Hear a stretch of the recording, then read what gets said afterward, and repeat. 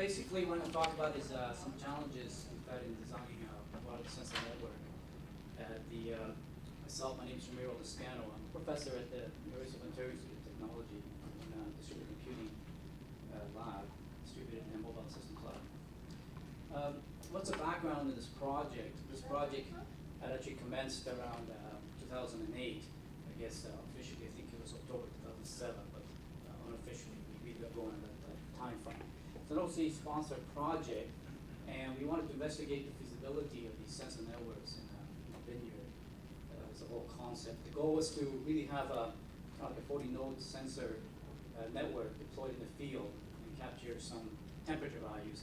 Actually, I said air here, but in fact, one of our partners wanted to do ground measurements too. There was some alluding this morning to the fact that they do this hill up, which they do. One of the partners is a vineyard in, down around the Belleville area, and they do hill up. So they're quite interested in knowing how far the hill up plant.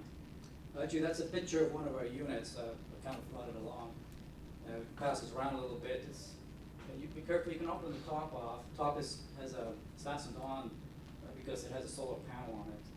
So you can see the units that are inside there right now.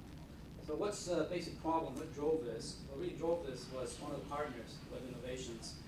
They had this problem of cold air accumulation and potential frost damage in areas that are low-lying.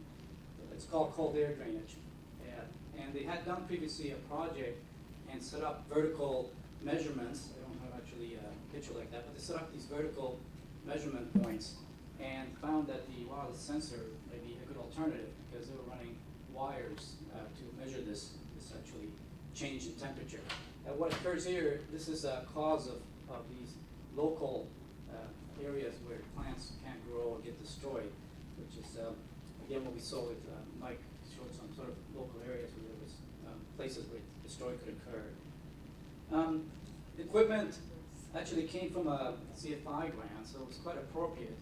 And some of the money from the OCE was used to build more of a weatherproof device. So the actual radios and these boards came from the CFI grant for some other research work or for research in general. And the IRIS is actually a 2.15.4 radio module, and it's built by Crossbow, as alluded to in the previous talk on sensor networks. And the MDA300 is an interface board that allows us to interface any form of digital or analog information. Also has relays in it to control output, for example. We had to build a board to interface to our own sensors. This is actually a reality. Every time you get a new sensor, you need to actually look at ways to interface in that sensor into the system. There's just no way to get around that. So we have radiation shields to protect the temperature sensors inside. So in fact, this is enclosure, so we bought an enclosure, put it together. We bought some thermal sensors, and then we ended up with a unit like we see passing around, which is a unit that has 4 probes coming out of it in here. Now, one thing you find very quickly is if you want to measure temperature, you can't use the onboard sensors because this has an onboard sensor.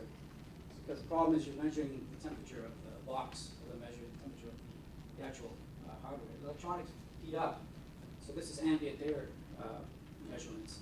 So you have to be very careful about that. An example. In terms of firmware, we try to take advantage of an operating system called Tiny Operating System. The sensor network community takes advantage of this open operating system environment to develop software on these sensor networks. I'll talk to you later about my experience with that, and you have to sort of think about that to some degree. What they offer is radio and UART communications capability, and they also offer some routing protocols. For example, collection tree protocol. Collection tree protocol is a protocol that forms automatically a tree to send the data from any node towards some particular gateway or access point, you may want to call that. We also use a dissemination protocol, which is a way to communicate out to the network, because this protocol is incoming, this one is outgoing. And these are available through the TinyOS community. People have developed them. And in fact, we've developed our own driver when we first started, and contributed to the community, that driver, because at that time, this driver was non-existent for the 2.0 version of the operating system. So this gives you a feeling for the routing protocol in a simulation environment. For example, here, one of the students I had, this is actually simulated in a simulator called Tolsim, which actually is a unique simulator because it simulates network and uses actually code that you can download onto the actual node. So you don't have to rewrite the code. It's quite neat. In most cases, you have to rewrite the code then. So what happens here is these are all nodes, and there was actually, the idea was that this node is supposed to transmit to this collection point. And this is actually, I can barely see those perhaps, I don't know, they're slightly gray. That's actually the tree that gets formed in the collection tree protocol. What's interesting here is if you have 4 places where you're collecting data, you actually will get these kind of sinks where the tree gets formed and collects data towards those sinks. But just to give you a flavor of what we're using, it's the idea behind that. We also developed a protocol for the data, our own application data. We call it MID.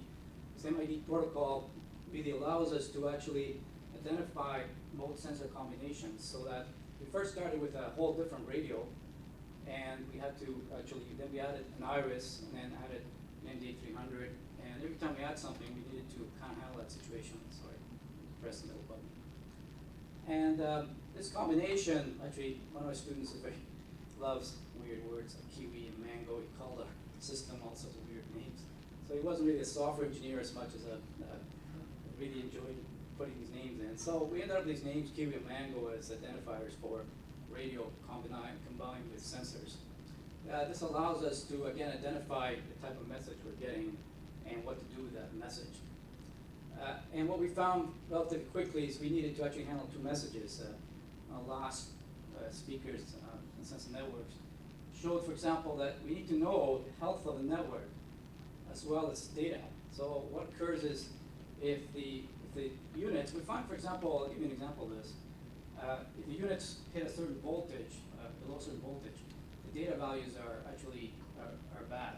You find that you cannot anymore run the MD300 and actually translate the values you're getting. So what we do is we switch to discovery mode, and discovery mode tells us things like that. It will tell us what the state of that network is. It will tell us why it's switched over, and will tell us perhaps what happened. So we have situations where communication fails, and the thing will switch to this kind of discover mode. So it's very important. So network management actually is very important in these systems.